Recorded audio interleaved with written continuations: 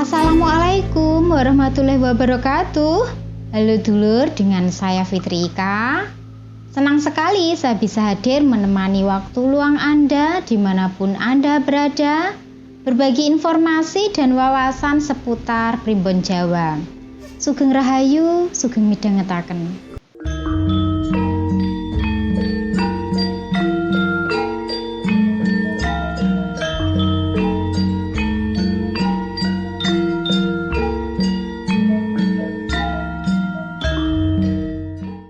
Di video kali ini saya akan membahas mengenai ciri-ciri orang yang memiliki kodam dan juga pengaruh kodam tersebut di dalam tubuh ya.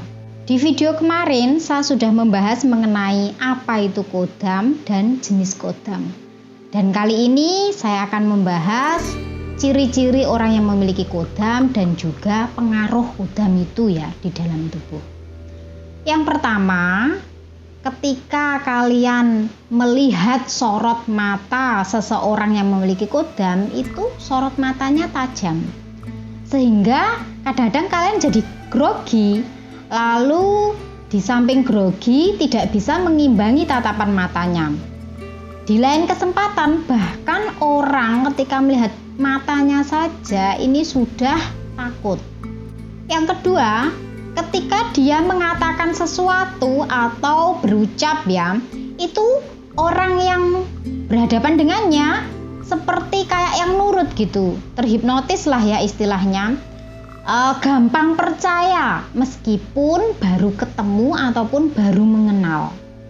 Yang ketiga, dia ini disegani oleh siapa saja, padahal dia ini orang yang biasa, bukan dari kalangan pejabat, tidak memiliki pangkat ataupun konglomerat. Jadi orang itu ketika melihatnya itu kayak yang segan gitu, ketemu itu kayak yang banyak yang sungkan ya, karena yaitu pembawaan dari kodamnya itu. Yang keempat, jika Anda memiliki ilmu kebatinan ataupun punya kodam ya, itu pasti juga merasakan turut saling bereaksi ketika kalian dihadapkan pada orang yang sama-sama punya kodam. Itu ada rasanya dimana seperti magnet, jadi kayak yang merasa gitu, ini kayaknya sama kayak aku walaupun kodamnya berbeda. Yang kelima, memiliki kemampuan membaca masa lalu ketika dihadapkan pada suatu hal yang berhubungan dengan masa lalu.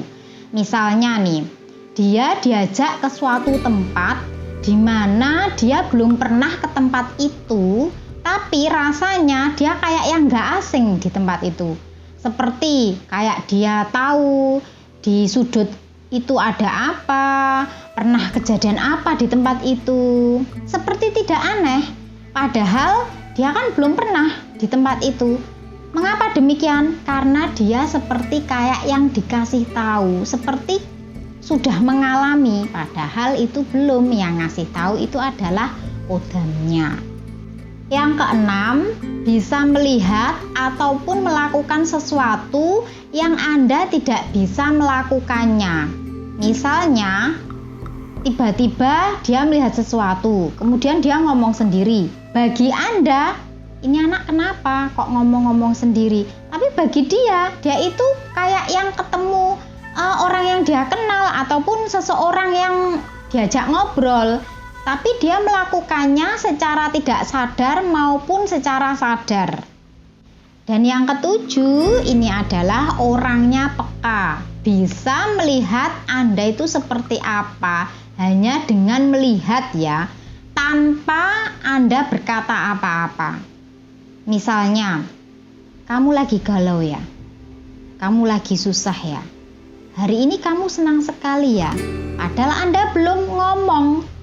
Reaksi Anda juga biasa saja, datar, tapi dia sudah bisa menebak. Dan Anda pun merasa, loh kok dia tahu ya apa yang ada di hatiku, apa yang ada di pikiranku. Nah, seperti itu salah satu orang yang memiliki kodam. Bisa melakukan sesuatu hal yang orang sewajarnya itu tidak bisa atau tidak mampu melakukannya. Itu tadi untuk ciri-ciri orang yang memiliki kodam ya. Kemudian apakah kodam tersebut itu juga berpengaruh pada tubuh orang yang memilikinya? Jawabannya adalah tentu saja. Karena semua yang apa kita lakukan itu pasti ada resikonya ya. Namanya aja wadah, tempat ya. Tempat kalau ditempati kan pasti ada reaksinya, pasti ada resiko tersendiri ya. Kalau ibaratnya wadah diisi air panas, pasti kan wadahnya itu juga hangat. Kalau dikasih air dingin, wadahnya itu jadi dingin. Nah, seperti itu ya, pasti ada reaksi atau pengaruh dalam tubuh atau wadah itu sendiri. Yang pertama ini ya, orang yang memiliki kodam itu emosinya tidak stabil ya. Kadang-kadang dia ini diam, kadang banyak bicara, kadang terlihat ceria, tidak pasti ya, istilahnya mudian. Jadi tidak bisa Anda menebak, oh orang ini seperti ini. Enggak, dia itu bisa berubah-ubah karena emosinya yang tidak stabil. Kemudian dia ini juga karena sering mendapat firasat ya, dikasih tahu apa yang nanti bakal terjadi, ini hatinya jadi was-was, gelisah, tidak tenang. Entah itu dikasih tahu dalam mimpi ataupun dalam instingnya. Iya kalau baik ya, kalau yang nggak baik gitu dia itu kayak yang aduh kok gini ya, aduh justru malah kadang itu tidak tenang gitu, karena dia sudah tahu lebih dahulu dari apa yang belum terjadi. Lalu juga gampang lelah ya, karena energi yang dikeluarkannya ini besar. Meskipun dia hanya diam, diamnya orang wajar itu kan cuma diam biasa. Diamnya orang yang memiliki kodam, dia itu mengeluarkan energi loh. Karena dia itu ya, saat ketika dikasih tahu sesuatu itu juga nguras energinya dia. Jadi nggak sama dengan orang-orang pada umumnya, gampang lelah. Maka dia lebih banyak diam daripada dia seperti orang pada umumnya. Gelagatnya ini beda lah ya, seperti yang tidak memiliki kodam. Di samping itu, karakternya ini juga bisa berubah di luar kendalinya. Yang kalian sangka kadang diam, itu seketika dia juga bisa berubah menjadi apa ya istilahnya, frontal, tergantung situasi dan kondisi yang dia hadapi pada saat itu. Jadi ketika misalnya nih ya, dia diam, terus ada orang yang ngata-ngatain dia atau berbicara sesuatu yang menyakiti hatinya, dia terlihat senyum, sabar, tenang. Tapi ketika pada waktu itu hatinya nggak mood ya, seketika dia marahnya ini di luar di luar kendalinya. Jadi marahnya ini di luar sangkaan kalian. Oh, dia kok bisa seperti itu ya marahnya, padahal ini dia itu orangnya pendiam, sabar. Ini kok sampai gitu. Nah, itu salah satu karakter orang yang memiliki kodam. Kadang-kadang emosinya, karakternya ini tidak bisa terbaca oleh orang biasa. Jadi tergantung moodnya. Kalau dia lagi ini moodnya bagus ya, dia bisa mengendalikan dirinya. Tapi ketika dia dalam keadaan yang tidak stabil, amarahnya ini bisa meluap-luap ya. Jadi jangan main-main dengan orang yang terlihat pendiam, terus kita ngomongnya itu yang menyinggung atau menyakiti hatinya secara sengaja. Karena yang ditakutkan yaitu ya kalau dia ini orang yang memang legowo lah, kalau tidak ternyata dia punya kodam, nah kan bisa berabe kan jadinya. Kadang-kadang dia tidak nyaman dengan situasi dan kondisi di sekitarnya, maka dia memilih menyendiri dan menjadi seorang yang pendiam. Karena apa? Mungkin cara dia mengontrol dirinya seperti itu.